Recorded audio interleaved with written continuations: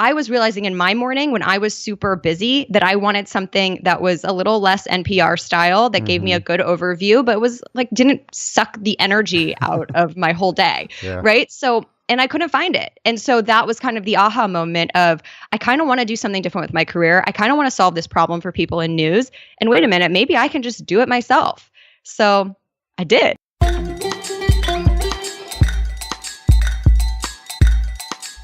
Podcast Junkies, episode 168. Back again. Guess who's back? Harry Duran, host of Podcast Junkies. That's who. I think I might have had too much coffee this morning. This is the show where we get to speak to amazing podcast hosts and the occasional fun and wacky intro when I'm feeling crazy, because as a podcast host, you should mix things up and not be predictable and have fun with your podcasting family. Did you catch last week's episode? Travis Chappell, host of Build Your Network, getting good buzz on the show. Travis's story is so inspirational when you think about what he's done in such a short period of time, and he demonstrates what the importance of hustle, for lack of a better word, but just perseverance and commitment and investment in himself, and really having a mindset that he's going to do what it takes to really shorten the learning curve and decide who it would make sense to connect with. And you'll hear the whole story. It's 167. It was last week's episode, and it's really good. If you are on the fence about making an investment in yourself, in building your podcast or your company, I think that one will be very motivating for you. This week we speak with the lovely Erica Mandy, host of the Newsworthy. Erica's so sweet, so nice.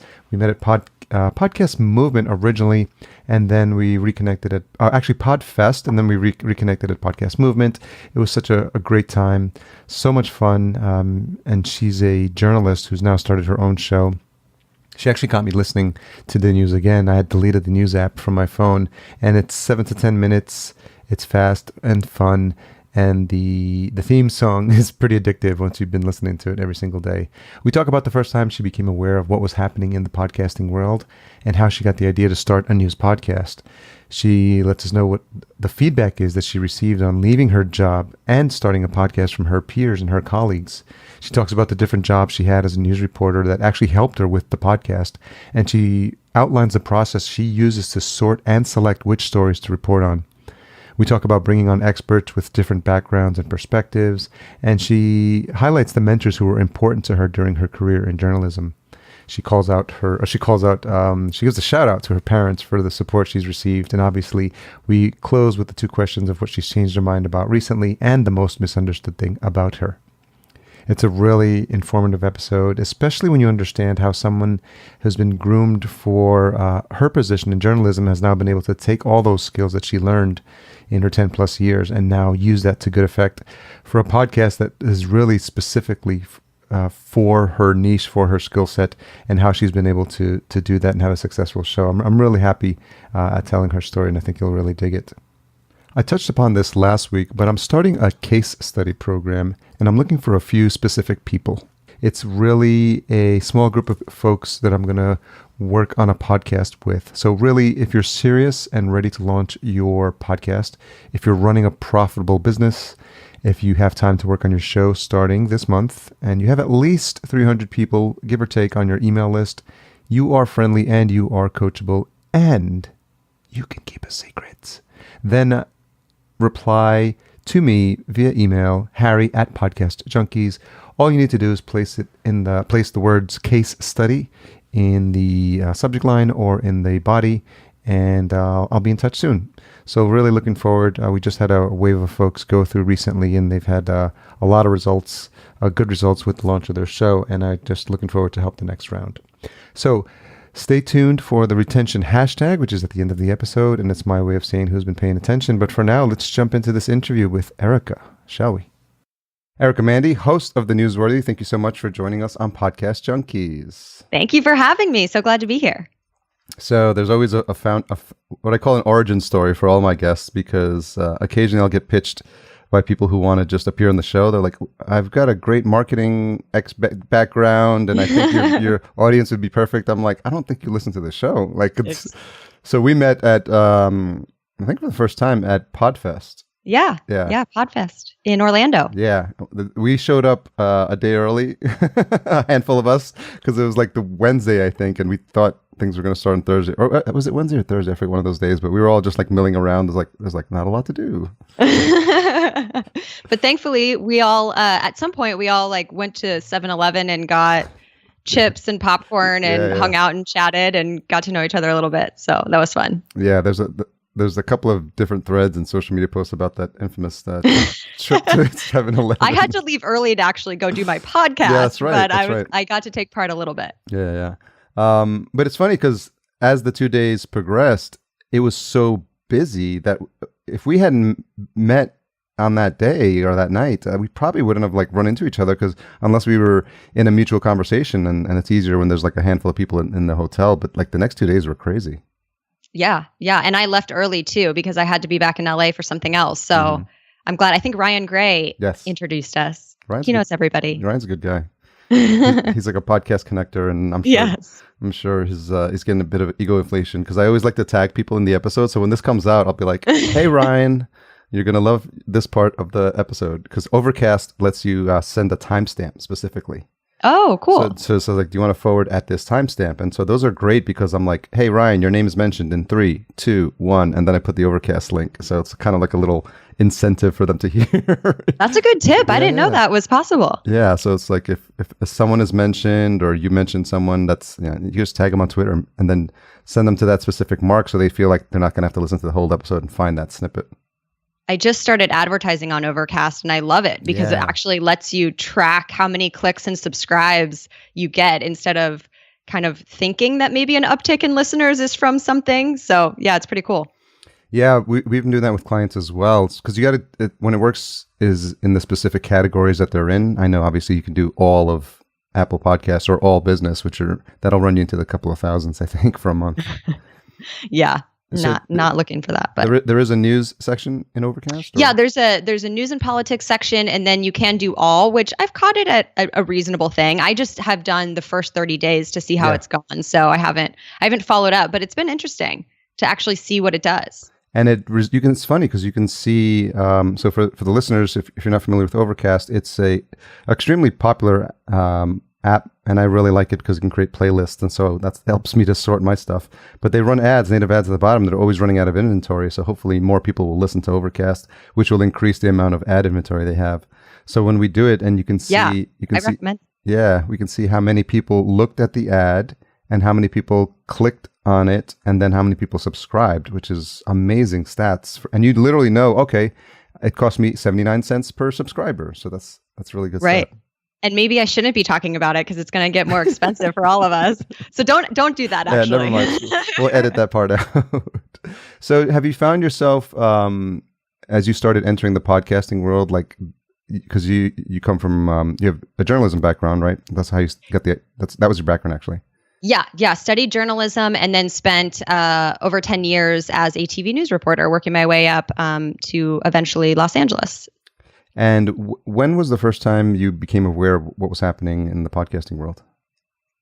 In LA, actually. Okay. I was kind of in my TV news world most of my career, but in more recent years, I had an hour-long commute in LA traffic. Yeah. So I was like, I've got to be using this hour better, and I have to use my time better. And so that's kind of how I was like, what's this purple app on my iPhone? Let me discover it. It really was that. And next thing you know, I'm becoming a podcaster and quitting my secure job as a TV news reporter that is the quote unquote dream job to start something totally different, and something that I probably discovered, not even a year before that.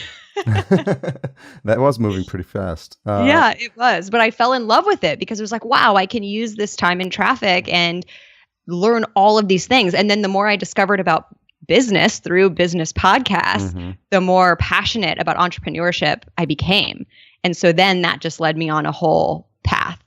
What was I always feel like there's an aha moment, but like, when did you put podcasting, journalism, and like my idea together?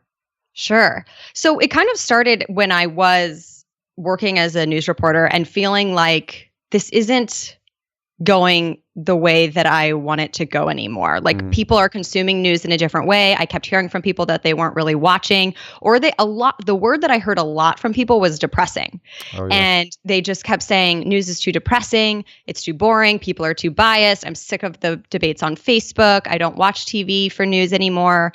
And I'm like, in the back of my head, how can I make sure that I'm staying on the forefront of how people are consuming news? Because if this is my career, I want to make sure that I'm not trying to catch up all the time. And I saw that in traditional media is, they're jumping on the social media bandwagon really late. Yeah. And I'm sure they'll eventually catch up to whatever the next thing is.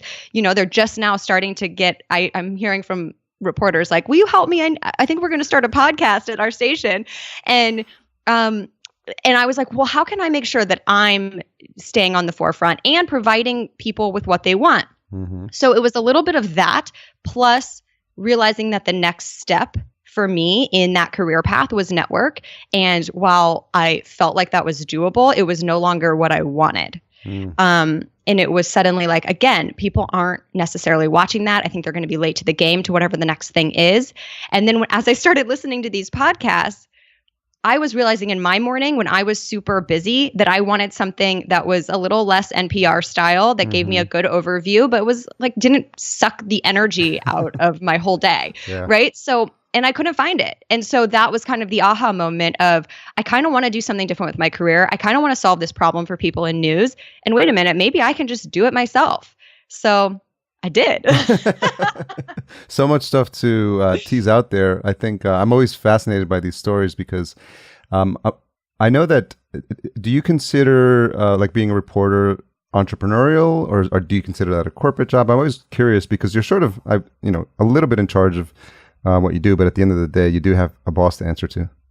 That's a good point. I never thought about it that way. I knew that as a reporter, I had a lot of skills that could be applied to different things, meeting deadlines, becoming a mini expert about a topic very quickly, having to be flexible. I literally would go into work not knowing what I would cover that day. And, by the time I left, we had completely produced a full story, and then I would move on to the next one the next day. And so being able to apply that to any job is a good skill.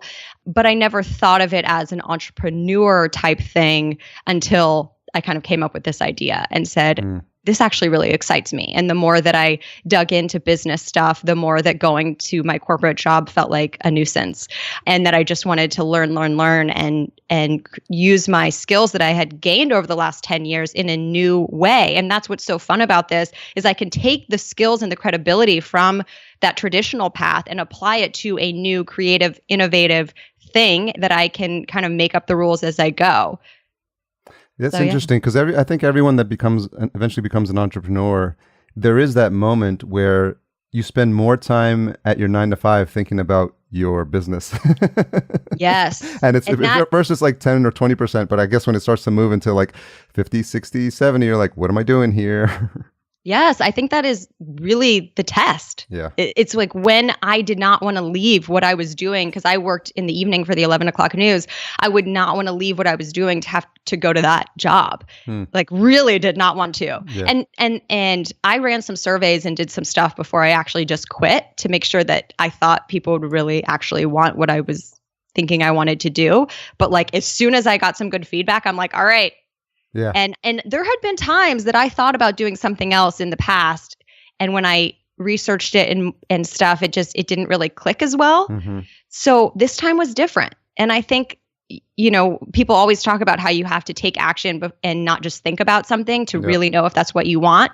And I could tell the difference between taking action this time and taking action when I was looking into maybe doing something else in the past. But I had in the back of my mind that I maybe need to do something different. And then this idea really was the thing. And the feedback that you got, was it from people that were in the industry as well? No. So I did, SurveyMonkey? Yeah. I just did a survey through that. And I'm sure it wasn't super scientific, but it was just, hey, let me do like a 2-minute example of what I have in mind and see what people think of it. And mainly I got some good feedback, especially about the things that I can't change. So maybe they said they didn't listen to podcasts, but they they said, I really like her voice, or I like, things that were the key to me actually being different and being able to, like, other things I could change. That was something I couldn't. And so that was a good exercise to see what people really thought. And then I also did a trial week before I actually left to kind of see what friends and family thought, and ask for their honest feedback before I went live to the public. Yeah, so interesting, because a lot of it's this idea of minimum viable product they talked about, like in the software world. They just kind of put out the version that you can get feedback on, and I think that was important. And I don't know that a lot of people use that survey. It's a free survey tool, SurveyMonkey, and as they get started, it seems like everyone and their mom has a new podcast idea. Right. So if they did a little bit of that, I think it helped them sort of hone what it is your final product was. So I want to ask about the music. How many iterations did you go through before you landed on that? Because I think you nailed it. Oh, thank you. I know. I love that you actually listen. That makes my day, by the way. So a lot. Yeah. That's, it's funny because that was only like 6 or 7 months ago, but it feels forever ago. But yeah, in that moment it was, oh my gosh. So I went through all the different sites that you could go through: Audio Jungle, Premium Beats. I don't even remember. Yeah, all of them, and listened to a lot. And then you just start not being able to be objective anymore because you just have so many tunes in your head. So the moment that I remember is my brother and sister-in-law, who I'm really close with, were over, and I was like, I need you guys to really go through this with me. Like, here, I've narrowed it down to these 5, and they actually said, that's the one. And so, that kind of started it. And then I liked it because it was Premium Beats. I could actually pull out some of the stems. It wasn't just the one version. They have like other little parts of it. I don't know what the technical term is, but I used that for some of the transitions and then used the main thing for the intro. So yeah. Nice. It's what I love is that you've timed your intro to like right before the clap starts, which is let's go, and then it's like, or, I mean, whatever. That's just editing. Yeah, but I'm saying that you've built it. You built it in that way, so you had that. You had that piece of the audio that. So I don't know if you were thinking that you needed like a nice clap at the end to kick it off, but it's just like the combined words with the music and the energy, and then the clap. It just like gets you in. Like, okay, I guess you're making news fun again, which is interesting. Yay! That's my goal. Sorry, I probably just blew out the audio. I got excited because exactly that's the goal, but you don't really know, is that how it's coming across? So I love hearing that from you. It is supposed to kind of give that energy and like, all right, let's do this.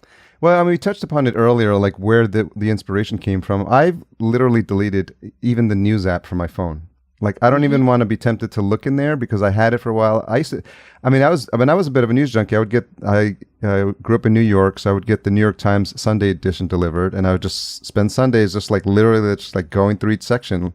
And that was like relaxing for me. But so I've always been sort of like interested in the news. And then I had CNN news alerts, and I'm like, those are interesting until they just started reporting on the stupidest thing. Like, that's an alert? Really? A Kardashian like leaves her house? I had lost all faith in CNN at that point. And then I was like, okay, I'll just keep the news app and just look into it occasionally. Now I literally I'll do a search. I'll look in the search bar of Twitter, see if there's anything that's pops to the top of news. And occasionally Facebook will tell you something. But a lot of times, if it's important enough, someone will actually tell you. Yeah. Hey, did you hear about this? No, I didn't. So then but it's been nice to now find your show. And I have to put like exclamation points in my playlist description so it shows up at the top, because I literally have like 30 playlists. And so I have to have like exclamation point news, and then your show and NPR's is in there as well. I think maybe one other, but that's it. So that's I can decide what I want to read or what I want to look, because especially yours is easy, but if the NPR is a topic that I've like no interest in, I can just delete it right away. So it's cool.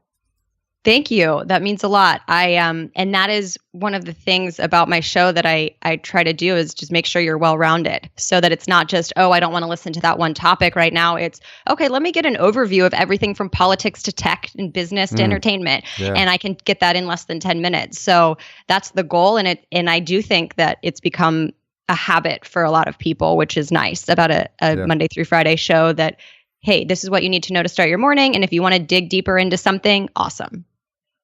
What's interesting is I'm always, my coaching hat always like pops on, or you know, business coaching at, because you said Monday through Friday, but what about a weekend edition as a separate stream, and you just focus on, and you can work with a lot of the different partners and just say, these are the highlights for, you know, what's happening this weekend in entertainment or in the, you know, something more sports or, you know, just big events. Yes, when I can hire people, I will be happy to do that. Well, essentially, you are a one-woman news desk, right? Yeah. So, can you walk us, so the folks who are not as familiar with that industry, can you just highlight what are the jobs that you've now replaced with yourself that used to be separate? Everything. That used to be separate people in your previous job. I'm just curious how many. Well, you I could will rattle off. say, okay. Well, let me say that in my very first job in TV news, it's very similar in that you wear every hat. So Yeah. I ran the camera, I was the reporter, I was the editor. You are everything, and then as you work your way up to bigger cities, people start filling in those jobs for you. Yeah. So in some ways, I'm kind of back to that, but it's been awesome because I have those skills. Yeah. Because I had to edit in my very first job in TV, I know how to edit my podcast. Nice. And because I produced, I know how to produce my podcast and not just be the talent or voice. So yeah, I'm host, producer, editor.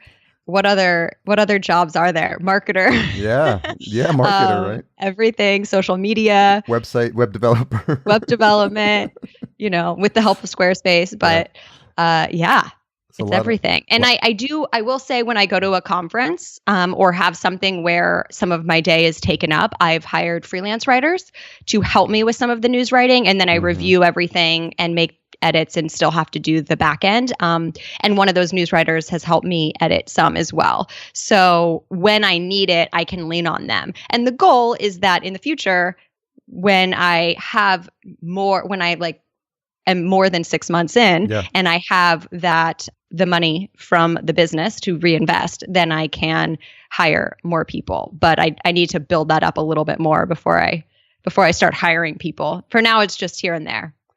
Have you started to have kids just out of school, journalism school, like hitting you up? Because I mean, I think through new media, I would rather go like intern if I was in journalism with like you, as opposed to like, you know, I'm wondering if you're seeing that shift. That's going to be seismic. Yes, I'm excited to hire an intern. I definitely want to do that. I had someone at Brown University reach out to me and say, "Oh my gosh, I just told my whole communications class about your podcast." Wow. And that was exciting for me because it's part of the conversation now. Yeah. And but I need to figure out how to get an intern. I've put the feelers out. So that's my hope for the summer is to start with an intern. Well, yeah, I'll see when this comes out, and we make sure we mention it to look out for that, and if people know. But I can't imagine it would be hard. It's basically those people that when you graduated, like what were you looking at to work at? Where would you have liked to have interned? So, and you know that same process I think is going to help you. Yeah, and I think it's very different now, obviously. Yeah. Because as you said, I mean, I think there is a place for traditional media and understanding how that works. But the beauty of what I offer is I can give them some of that traditional media advice and some of the new media stuff. Oh, yeah. So that's how I'm going to sell it. Well, I mean, it's just so funny because I see the Newsworthy almost as this like news organization. Yeah. I see it that way too. Yeah, you could have a team of shows. Or I mean, obviously, and then once you get the model, you're like a radio station. I mean, like a TV station almost, or news station, whatever you want to call it. Yeah. I've already gotten people reach out. Will you do a Canada version? And so I'm thinking about doing that. Yeah. And partnering with some people that I know in Canada. And I see it also being potential for a partnership with some video streaming services that don't have news. I mean, I know Netflix is looking at doing a news show. Yeah. Probably more of like a 60-minute style, but I think there's also a place for video streaming services to have someone like me say, hey, here's a quick news update that you can just play on demand. And maybe as I grow, you can have multiple updates throughout the day. So if something new happens, you know, I'm popping up 3 different times and you can watch that within a couple of hours at your convenience, which is the beauty, as we all know, about podcasting Yep. and why I love what I do, because people don't have to be in front of their TV at 5 p.m. to see what's happening. They can listen. Some people listen first thing in the morning and some people listen while they're making dinner. Yeah. And I think it's valuable to both of them. Totally. Can you walk us through a little bit of the process for how you sort and select like what goes in? Because it's so concise, and this could be your show could be an hour, right? Depending on how deep you want to dive. And so there must have been a lot of previous training that comes into play. So can you walk us through your thought process there? Yeah, that's definitely the TV news background. I mean, we in TV, things are 30 seconds to a minute 30. So you learn very quickly over the years you have to, and you learn over the years, be able to take all of the information you got in that day and whittle it down to a very short. I mean, literally, if my stories were, I'm trying not to use TV news jargon. Sorry. No, we'll clarify when you do. When my story comes out, if it's sometimes a minute 30 is too long, and they're hammering you to cut it down. And I get that there is a place for more in-depth stories, and that we need in-depth knowledge. And I'm not saying that you shouldn't have that, but I think with so many things going on, that some knowledge and a well-rounded view is a good way to start. And then you can pick the one or two things that you're most interested in to go seek out the in-depth things, which is why I link everything in my show notes so that you can go read that whole article of the 4 places that I checked. But so yes, it is definitely my TV news background that I am able to read 3 articles and cut it down to a 30-second story in a way that I tell a friend. And one of the things I did not like about TV news that I very consciously put into my show is talking like I talk now, like I talk to a friend. It's so funny to go back and look at some of my old stories and that reporter voice that I have, because everybody has it, and you just naturally train to do that. Well, since you've mentioned it, we might have to hear at least 10 seconds. Oh, no. Literally, now I'm going to be embarrassed. My friends would be like, oh my gosh, your reporter voice. And I would be like, I don't have a reporter voice. No, my whole thing is I need to be natural. And it's like, now I look back at that and I'm like, oh my gosh. What did you sound like? It was authoritative, but it was much more, it was just less friendly. Yeah. Because it was more, let me tell you the news instead of like, let's have, hey, let me chat about this with you. And now I feel like it's more digestible when I just give it to you in a friendly way and a very casual way, which I always wanted. I never liked to use jargon and stuff when I would write, but I've really taken it to another level of just being casual in my show now compared to what I felt like I could do, in the traditional sense. It's interesting you mentioned the jargon, because I've been cognizant of that, and as I've just tried to get better as an interviewer as well, keeping in mind that we have a third person in the room, so to speak, our listener, and he's listening, he or she is listening intensely, and we don't want to make them feel like they're left out. So even acronyms pop up, and I'm like, oh, what did you mean by that? And then that just feels, it's a little thing, but it just kind of includes them, I think. And we've all been there, even at a party, right? 2 people are talking, and you walk over, and you're like, am I going to be invited into the conversation or am I just going to be standing outside? And when it comes to news, one of the things that I kind of realized is a lot of news organizations kind of assume that if they've covered it before, you know what it is. So if they're talking about net neutrality, well, everybody's heard about net neutrality, right? But do you really understand it? And do you really know what it means? Maybe some people, yes, but I think there's a lot of people out there that's like, I mean, I have a general sense, but you kind of forget what the details are. And then you can't really feel interested in the topic if you don't really understand it. And so one of the things I try to do is just like, even if it's 1 or 2 sentences, to say, remember, net neutrality is blah, blah, blah, and just kind of break it down for a second as a little reminder, and so that you can go, oh yeah, I knew that, and then you can be interested in the actual topic and what's happening today. Yeah, because I think you lose people if you introduce some of these terms, and they're too busy because their brain moves into like, what does that mean? And they literally like the next minute or 2 is completely lost, or they weren't paying as much attention.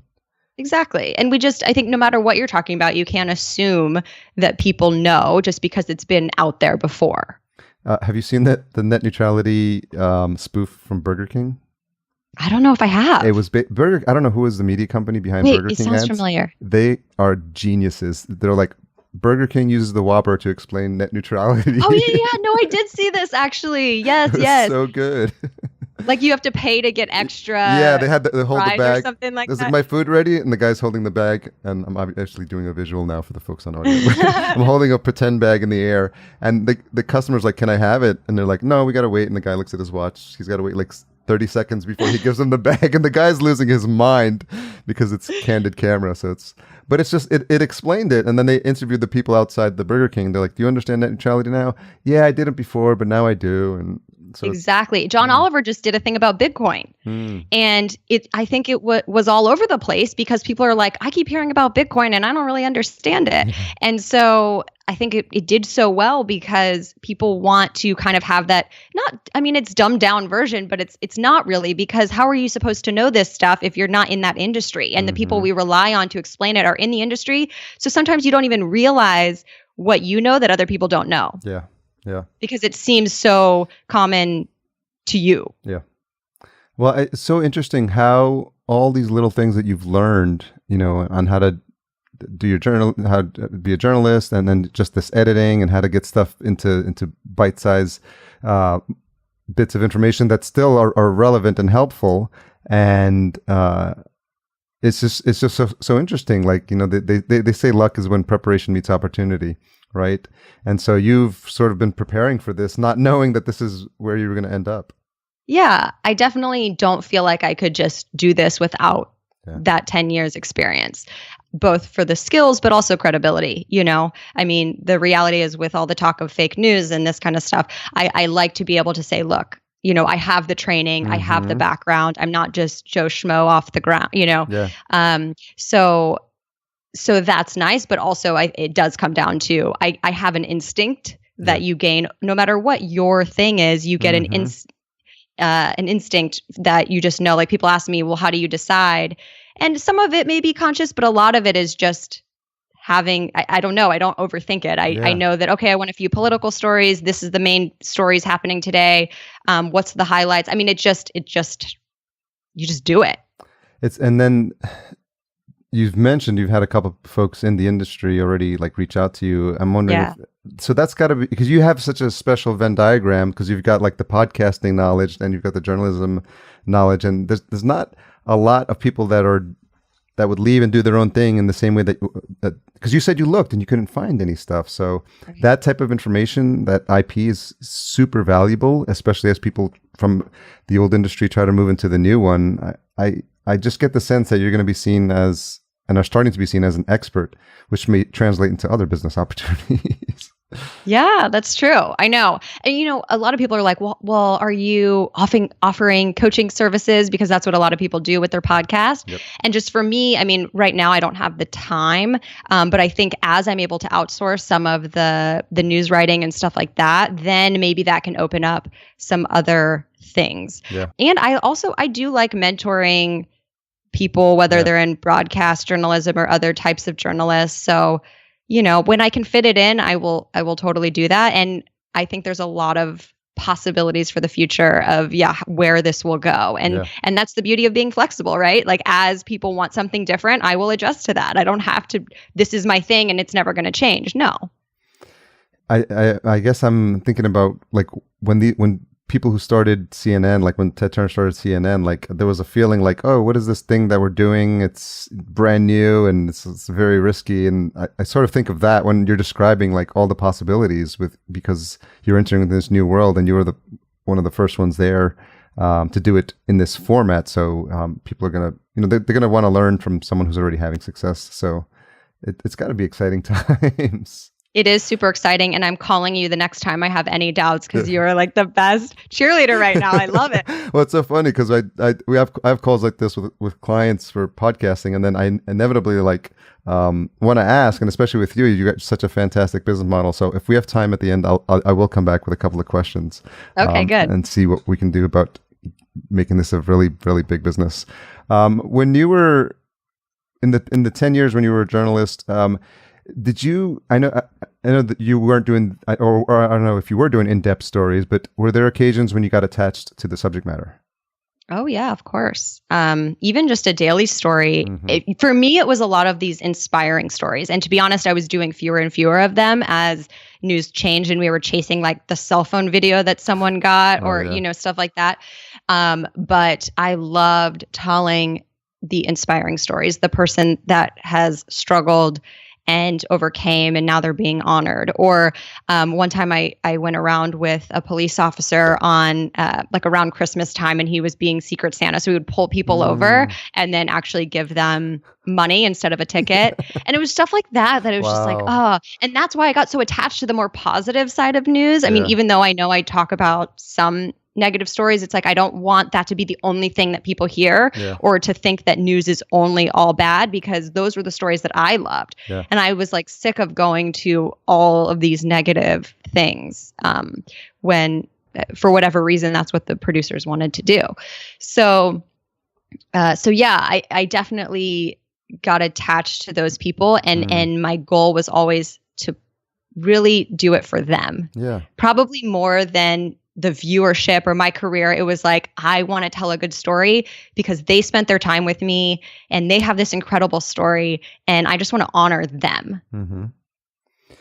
Yeah. I mean, you got to have or it tests, I think, your level of empathy when you do that many stories and you see that many walks of life and, you're all over, I'm sure, doing stories in all parts of town, like the nice ones and the not so nice ones. Yep. And I think it's an important reminder just to never lose sight of that. I try to make sure I'm aware of it constantly. In LA, you can see you can literally be in the Hollywood Hills at the $20 million mansion and driving by Skid Row, in the same day and just like, whoa. Like, so I think all these vehicles that we have, for folks who find that something that is important and we can infuse what we produce on a regular basis, so that people can have that empathy, and where we can tell like the human stories, I think is a valuable thing. And I definitely think that's part of what you're doing as well. Yeah. And I think as I expand, I would love to, have some features and stuff like that in there too. I did start an interview segment and something I'm very conscious about is making sure that my experts are coming from different perspectives and backgrounds. And that was something I was trying to be conscious of as a reporter, because I think a lot of reporters, the easy thing to do is like call the go-to person that they've been using for years and not take that extra time to say, well, there are more women or there are more people of color that are now experts in this field or that maybe aren't always reached out to. And that it's really important to, especially in media, make sure that everyone is an expert, that everyone can see themselves in experts that we portray. And so even if it's something as subtle as saying, even if it's on audio only, it's making sure that my experts are different from week to week in many different ways. And that comes obviously, I would say some of that comes from your experience as well, right? Yeah, absolutely. And, I felt that responsibility, especially in traditional media when it wasn't always happening. And so, of course, when I'm starting my own company, that's going to be a top priority. And that's going to be true about when I hire and everything. So I'm actually part of a program it's called 50 Women in Media Can Change the World. Wow. 50 Women Can Change the World in Media and Entertainment. Okay. And it's like a 4-month thing. And part of the reason they picked me was because I've said that publicly, that if with my company, I want to make sure that I'm showing all perspectives. And they're like, okay, as people are building these companies, especially women, we need to make sure that they have the tools to rise in the system. Right. So it's been interesting. Wow. Really exciting stuff. And it's amazing when you realize, that your platform can do good, and it makes you like more conscious of what you say and how how you wield it, for lack of a better term. But I'm just because you start to see how many people it can touch. Yeah. And I think even for the main part of my podcast now, even if it's not telling the human stories, it's keeping more people informed so that they can choose what impacts them the most and what they want to go look more into. Because I think what happens is when people just tune it out altogether, then you just start to lose what even interests you, what causes I want to get involved with. So if I can give them that big picture and the overview and they can fit it in, then slowly that'll grow into, hey, that was a really interesting story. I'm going to go look more into to that, or wow, I really resonated with that cause that she talked about. I'm going to go get involved with that. So I see it as something to keep people more informed and not just like, oh, the headline. I thought it was really interesting when you on the Thursday questions, you were dissecting what the kids in Florida did and how they became like, how they leveraged that visibility and to create a platform. And it was really interesting because you were making a point to say, regardless of what your political views are, there's information here that's valuable for anyone, trying to take a situation or something bad that's happened and turn it around to something positive and leverage the immediate attention that people are getting. I mean, the reality is if you want media attention, you have to come across in a certain way, because if it's hard to follow or, it's overly, I mean, that's obviously an emotional thing, but as we talked about in the interview, they were able to take that emotion and still get their point across. So I think there are certain elements in having to be able to utilize media in a way and social media in a way that's actually going to resonate with people and be heard, because there is so much noise out there. If you don't do it in a certain way, it may not click and people may not pay attention, and that's just the reality. And so, yeah, these students have done an incredible job, especially in the face of trauma and tragedy. And so, no matter your view on gun laws, it's interesting to look at that. And I think it was around the time when I just started subscribing to your show, because I remember like actively thinking, like hearing about the shooting, and then I seeing your show, and I'm like, this is going to be interesting, like because that's like you said, there's certain topics as much as you want to keep it lighthearted, you can't not talk about, right? Right. So I'm wondering. I mean, obviously, no one wants to come across that news in their feed, but I mean, do you do a double take when you see stories like that? No, because unfortunately, I'm used to it. Yeah. I definitely see a lot less now than when I had to actually talk to the mom of the victims, and I don't miss that, to be honest. So I don't do a double take, but I am very conscious of how I have it come across, because obviously, even though my show is supposed to be fun, that is not a fun topic. Yeah. But again, it goes back to just being human and saying, how can I make this digestible for this moment? I'm telling you, like I would tell a friend, like, hey, this happened. This is what you need to know right now. Think more things are going to be coming out today about it. And then by the end of the show, I'm talking about something fun with Amazon, and I think it's that mix that keeps it fun. Yeah. And it's, here's what you need to know, and let's get real about that. But you don't need to watch 3 hours of CNN of depressing news and things haven't changed. Yeah. So, and it's the balance of being informed and letting yourself get depressed about it. It seems like you learned a lot through journalism. I'm wondering if you can tell me of a mentor or someone who's like important in your career that you think about during those times. Sure. I definitely think there's little mentors along the way instead of maybe just one big mentor. And so that started for me, in school at Indiana University with broadcast journalism teachers who really brought out, okay, this is how you use sound with video and all that kind of stuff. And then leading into an internship, I had one internship that really stood out to me, and one photographer, a videographer, who sat down with me about editing, and this is pacing. And like now I can't stand it if there's 1 millisecond too much white space, I need it to really, I am very particular about my editing. And I felt so bad because the editor I hired, I'm like, she did such a good job. But I was like, I know I'm really picky and no one else can tell, but like, here just a little bit more feedback. I can totally relate. I'm the type of person that can pick a period and then 2 spaces out of a sentence as opposed to 1 space. It's like... But I credit this mentor during an internship to really help me develop my ear in that way. And that has helped me so much, even when I wasn't the actual one editing, saying, hey, let's make it this way. Or I want there to be, even when I want there to be silence, like this is a really serious story. Let's slow down the pacing and make sure that it, even how I'm going to tell a story in my podcast now, I might slow down when it's sad. And then when something's really upbeat, I can speed up a little bit, and all of that pacing matters. And so I credit him a lot for really setting that foundation for me. And then my first boss definitely gave me the encouragement. My first boss in my first job, when you're wearing every hat, it's like your first job out of college. are on live TV for the first time. I was messing up and making all my mistakes. And I'm glad that YouTube wasn't really popular because you don't want to see that. Yeah. And so with him just saying, hey, I see potential in you and really encouraging me and giving me promotions, every year as there was turnover and saying, you're right for this, that gives you the confidence to take it to the next level. You don't want to have your boom goes the dynamite moment. Yeah. The reality is like most TV journalists have a form of that. Maybe it wasn't that bad, but you a lot of times will mess up. And maybe not in today's world because everybody's on video all the time with social media. But I think, 10 plus years ago, that wasn't the case.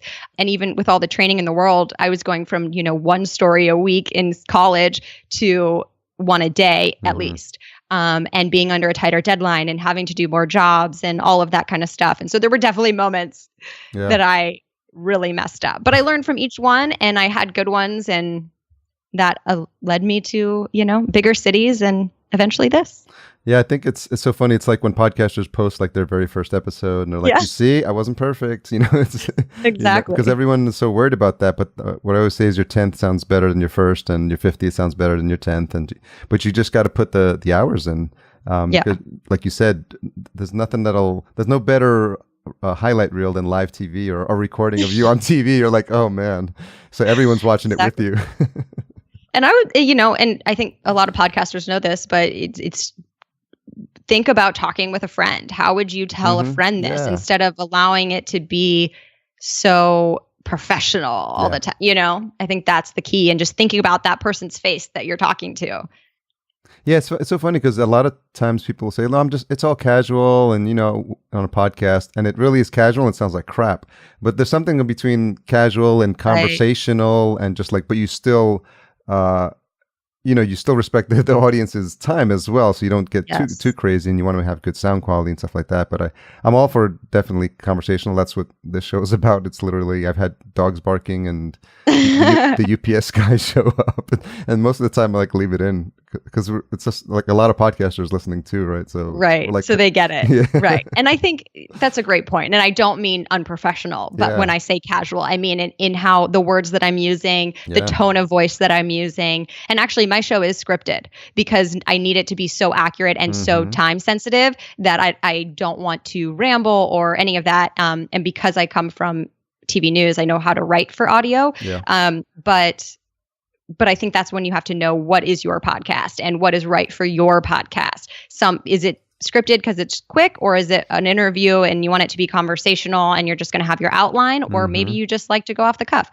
So I think it's knowing what your podcast is and then adjusting to what casual means for you, I guess. Yeah. But even just the guidance along pacing, I think even podcasters who do solo shows and any who are doing a solo show that are listening now, like to think about just changing the speed of the delivery sets, you don't even have to have music, so you could literally do it, like you said, with speeding up on the good news and slowing down on the bad news, or anywhere you want to draw emphasis. And it reminds me of a tip I got from a speaker coach as well. He's like, at some points, you just got it slow down because everyone's just like, oh, what's he saying? They lean in on that. So and that's great advice. There's so many elements that people don't know why they like it or dislike it, but it's these technical things. It is that pacing or the tone of voice, and the audience member isn't going to say, oh, I really like the tone of voice, but they're going to say, well, I really like this. And that's probably part of the reason why. And so it's our job to kind of know what those things that we need to know are and to try to improve on them if we're not there yet. So I imagine when you became a journalist, folks in your family were pretty proud of you. Yeah, my dad was definitely the dad that watches every single video online, because even though he wasn't local and he couldn't watch the local news, he would wait till the next morning till it was out online and watch it and then comment. And he'd always be like, why wasn't your story up today? And I'm like, oh my gosh. Did he show up in a t-shirt with your face on it or something like that? He totally would. I don't know if he ever went that far, but he would get very excited if I gave him a station hat, that said CBS on it or something. And he would definitely bore his customers, at work. Oh, did you see? I'm like, they don't care. They do not care. I know that you think they do. I bet you if they had You know how they have "My daughter is an honor student" bumper stickers? If there was like, "My daughter is a local news reporter." Yeah, exactly. And I give them both of my parents, a lot of credit because I thought they would be a little worried when I chose to leave because they Yeah. want to see me on the Today Show or whatever. But they've always just been I'm really lucky. They've always been really supportive, and they believe, hey, if you put your mind to it, you're going to be successful, and we're here to back you up. Mhm. I think they were at first a little wary. They don't really understand Yeah. what podcasts are and are you sure? But they knew that at the end of the day, I wasn't happy in what I was doing anymore and that I was really excited about this. And so how can you argue with that, right? So yeah, and especially even when I moved to my first job in TV news, I was, all my friends were going to big cities, and I was moving to the middle of Missouri to start a part-time job making, not even $10 an hour, working 30 hours a week or something. Thankfully, it's in the Midwest, so the cost of living is lower than LA, where I'm now. But they were supportive of that. And they also were the advice givers when I struggled in my first job, saying, oh my gosh, can I do this? This is really hard. And them saying, hang in there. And so, and watching me do what I've done over the last 10 years. So I think that's part of the reason they're like, all right, you've done the hard part now, go for it. So yeah, you've climbed what most people would see as the top of the mountain, and you were just like, oh, there's like another mountain here. I'm gonna I know, isn't that weird how that happens? But we always want to keep improving and challenging ourselves, and No, I was just gonna say, I think there's a special mix of people. Like there's folks that have gotten all the 10 years of journalism training that you did and experience, maybe even born around the same time, but they don't, there's like a single digit percentage of people like you who just, there was something in you that said, nope, there's more to this, or this is not enough for me. And that's where you are, why you are where you are now. And, there's people that left news along the way, and there's people that will continue to take it and love it and take it to network and see a future there. I don't think anything's wrong or right, but yeah, I felt like I saw an opportunity of something that didn't exist that I could fill. So I had to jump on it. My thing is, I don't want to regret. Oh, yeah. Like, I don't want to wonder what could have happened. And I knew that I would have wondered more about this idea that I had than what would happen if I go to network news. Because I kind of know. Like, I know what that looks like. Yeah. And I was more excited about this and would have wondered more about this, I think, than the other thing. Yeah, well, I think it's turned out to be a good thing for you and for the people who are discovering the show. So I'm really happy that we're having a chance to share your story. Thank you. I'm so glad. We got a couple of questions as we wrap up. Okay. What's something you've changed your mind about recently? Ooh, something I've changed my mind about recently. Well, I have a potential partnership. That I don't really want to talk about it a lot yet because it hasn't. We'll save that for the bonus episode. But I wasn't sure what I wanted that partnership to look like, and I think we've come to how it's going to go. So we'll see about that. But that's been top of mind lately. Very interesting. What's the most misunderstood thing about you? A lot of people think that a reporter is just handed a script and goes on TV. Yeah. They don't really understand that I actually did all the work. Like, I did all the research, the interviewing, the writing, in the early parts, the camera work, everything. So yeah, I realized that as I was getting out, I was talking to people outside of news. Yeah. They were like, well, what did you do all day or something? And it's like, I turned this story out of nothing, and it was just me. So yeah. Well, that's cool. It's interesting because, like you say, people hear you, and now on a podcast, you experience this all over again. Like, they hear you all the time, and they think you're like a certain person, or they just imagine you a certain way, because in podcasting, they can't really see you. So there's always like, I thought you were taller. I thought you were older. Oh, yeah. That's true. I don't know. People haven't really told me. When I was in TV, people say the same things. Like, sometimes it would be like, I literally would get, you're prettier in person. Or you're prettier you're more professional and prettier on TV. Like, I literally got both. So I'm like, well, as long as I'm getting both, then whatever. Yeah, that's true. But you take the average of those compliments. I will say, I think it's going to be fun because I'm not out in the city as much with podcasting. So I haven't been able to. So when I do, like when I saw you the second time and you'd actually started listening to the show and you were like telling other people enthusiastically about my show, I was like, oh my God, those are the moments that you have to have to know that your work is paying off. Oh, totally. And I think you get that a little bit less when we're, not out and about like I was as in TV. So it's nice to go to those conferences or go to those things where other people, you can actually talk to them face to face. Yes. They're like, I call them our super fans. And when you're at like a podcast micro celebrity, whatever it is, like the best way to get that feedback is to go to a podcasting conference. Yeah, exactly. Because we all know each other's shows, and when we see people like that we see the Pat Flynn's and the people who we listen to for a long time, but then we see the people with the hit shows, or like Sarah Koenig. Everyone there's like a mini rock star in podcasting world, and so you're like, oh, there's Erica Mandy, and they're like, oh, there's Harry Podcast Junkies, and there's Dave Jackson, School of Podcasting. Yeah, and also social media helps with that a little bit because you can now reach out directly and message you, and so whether it's the review on iTunes or an Instagram message where someone's like, I love your show, I'm like, yes, this is what I need to hear today. Very cool. So what's the best place for folks to track you down? You can just go to my website, thenewsworthy.com. I'm also on Instagram at Erica Mandy News. Erica, thanks so much. This was so much fun. So much fun. Thank you for having me. Have a great day. You too. So nice to have Erica on the show. Just a breath of fresh air and a really inspiring story on how to take your passion and what you think might be your career and turn it completely into something else, marrying some other technologies and platforms.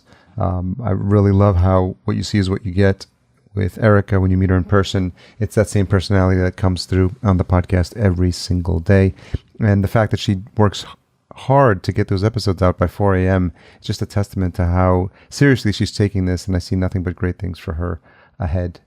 As always, don't forget our full show notes are available at podcastjunkies.com/168. Intro and outro music composed by Cedar and Soil, cedarsoil.com.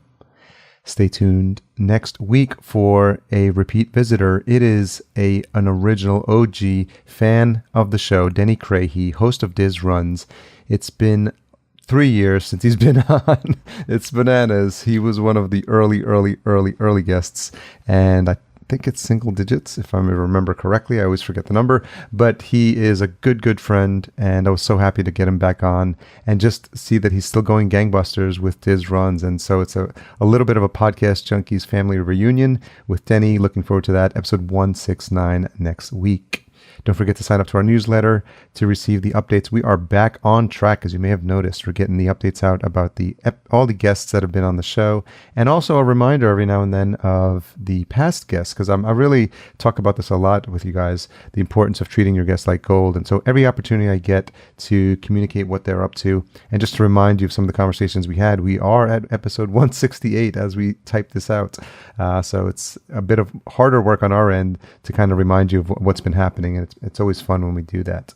If you made it this far, then you're no doubt waiting anxiously for the retention hashtag. It's hashtag NewsErica, one word, and her Twitter handle is the NW Podcast, NW for Newsworthy, so it's all one word, the NW Podcast, and tag her and tag us at podcast_junkies. Thank you so much for the support of the show. And for the random meetups I've had of people who have told me they've enjoyed the show after they hear who I am. I was at a shoot for a friend recently. He's teaching folks how to deliver a TEDx style talk, and I introduced myself, and the woman there said, I know who you are. I listen to your show, and that always brings a smile to my face. So reviews, SpeakPipe, comments a la Dave Jackson, all are welcome, and all will be reciprocated and responded to. So thank you so much. Love you guys. We'll chat next week.